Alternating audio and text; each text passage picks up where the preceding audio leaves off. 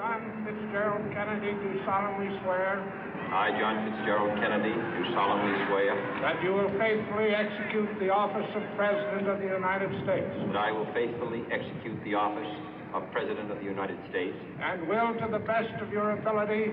And will, to the best of my ability. Preserve, protect, and defend the Constitution of the United States. Preserve, protect, and defend the Constitution of the United States. So help you God. So help me God.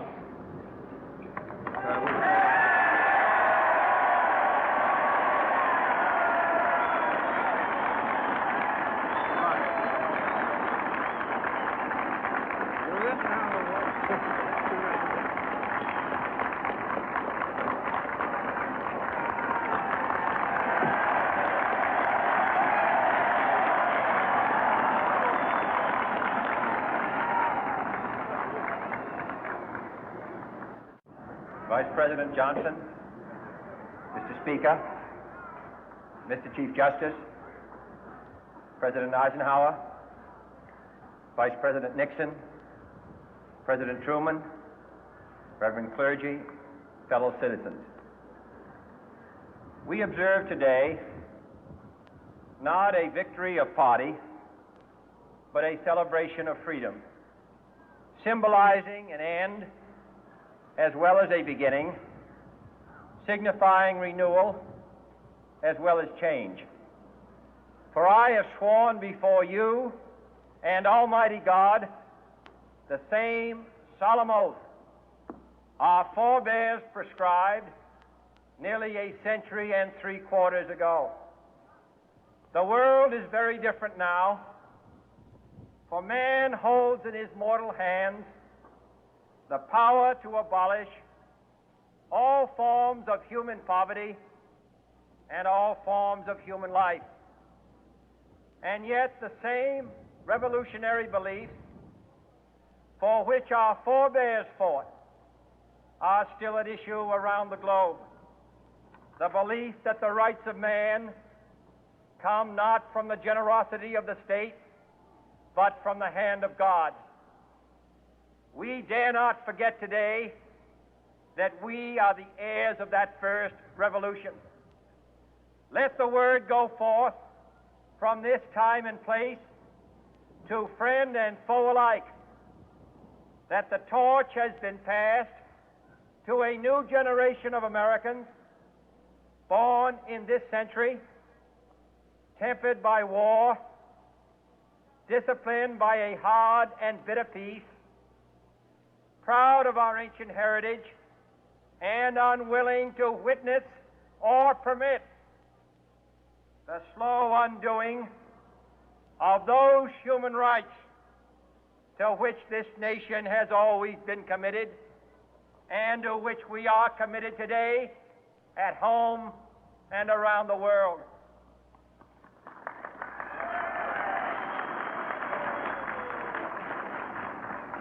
Let every nation know, whether it wishes us well or ill, that we shall pay any price, bear any burden, meet any hardship, support any friend, oppose any foe to assure the survival and the success of liberty.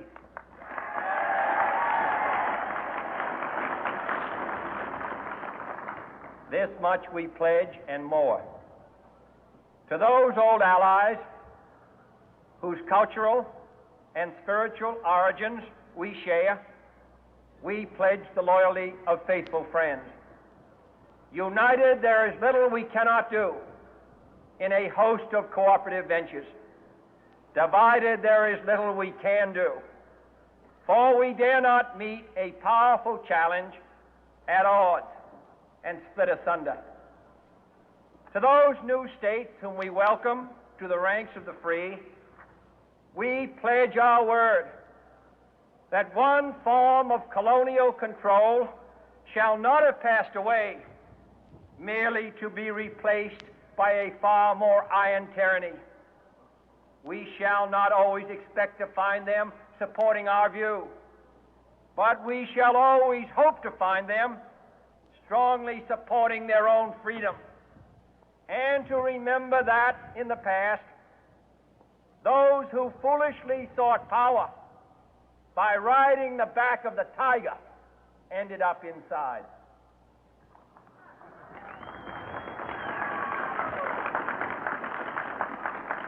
To those people in the huts and villages of half the globe struggling to break the bonds of mass misery, we pledge our best efforts to help them help themselves for whatever period is required, not because the communists may be doing it, not because we seek their votes, but because it is right. If a free society cannot help the many who are poor, it cannot save the few who are rich.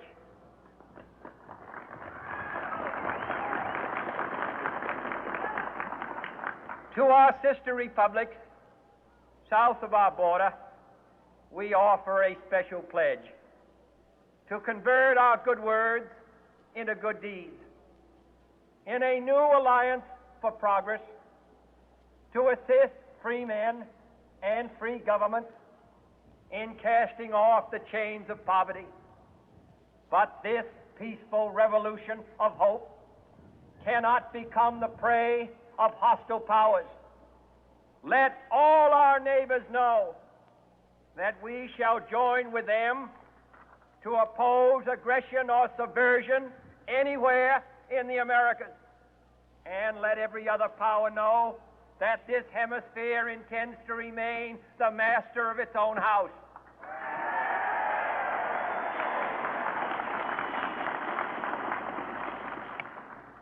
To that World Assembly of Sovereign States, the United Nations, our last best hope, in an age where the instruments of war have far outpaced the instruments of peace, we renew our pledge of support to prevent it from becoming merely a forum for invective, to strengthen its shield of the new and the weak, and to enlarge the area in which its writ may run. Finally, to those nations who would make themselves our adversary, we offer not a pledge, but a request that both sides begin anew the quest for peace. Before the dark powers of destruction, unleashed by science, engulf all humanity in planned or accidental self-destruction. We dare not tempt them with weakness, for only when our arms are sufficient beyond doubt can we be certain beyond doubt that they will never be employed. But neither can two great and powerful groups of nations take comfort from our present course, both sides overburdened by the cost of modern weapons, both rightly alarmed by the steady spread of the deadly atom, yet both racing to alter that uncertain balance of terror that stays the hand of mankind's final war.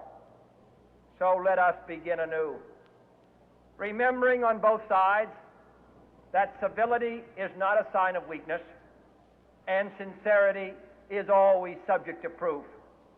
Let us never negotiate out of fear, but let us never fear to negotiate.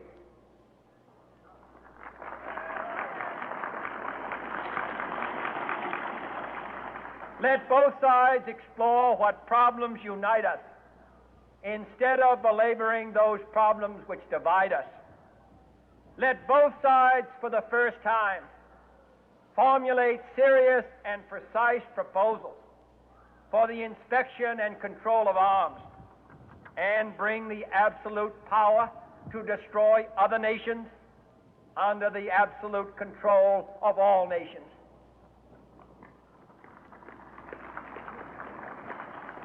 Let both sides seek to invoke the wonders of science instead of its terrors. Together, let us explore the stars, conquer the deserts, eradicate disease, tap the ocean depths, and encourage the arts and commerce. Let both sides unite to heed in all corners of the earth the command of Isaiah to undo the heavy burden and let the oppressed go free. And if a beachhead of cooperation may push back the jungle of suspicion, let both sides join in creating a new endeavor, not a new balance of power, but a new world of law, where the strong are just and the weak secure and the peace preserved. All this will not be finished in the first 100 days, nor will it be finished in the first 1,000 days, nor in the life of this administration, nor even perhaps in our lifetime on this planet. But let us begin.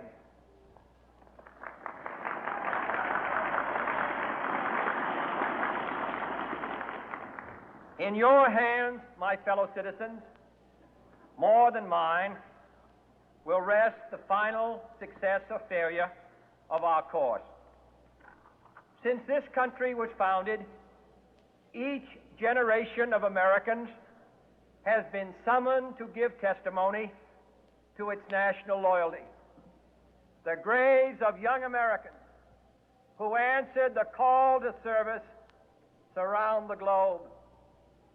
Now the trumpet summons us again, not as a call to bear arms, though arms we need, not as a call to battle, though in battle we are, but a call to bear the burden of a long twilight struggle, year in and year out, rejoicing in hope, patient in tribulation, a struggle against the common enemies of man, tyranny, poverty, disease, and war itself. Can we forge against these enemies a grand and global alliance, north and south, east and west, that can assure a more fruitful life for all mankind?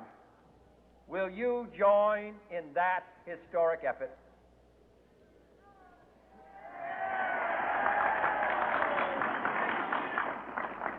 In the long history of the world, only a few generations have been granted the role of defending freedom in its hour of maximum danger. I do not shrink from this responsibility. I welcome it.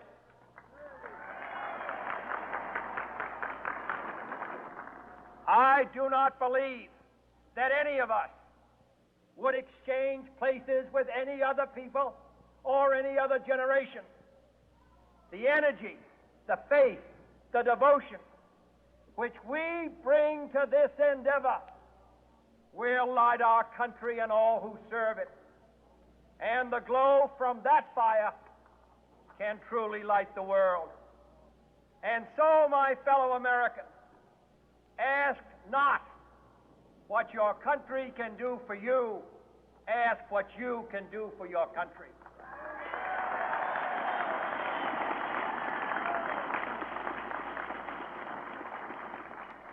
My fellow citizens of the world, ask not what America will do for you, but what together we can do for the freedom of man.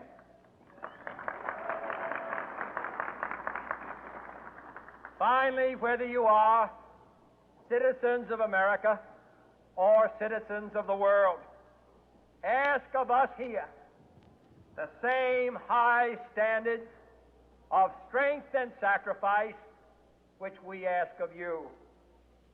With a good conscience, our only sure reward, with history the final judge of our deeds, let us go forth to lead the land we love, asking His blessing and His help, but knowing that here on earth, God's work must truly be our own.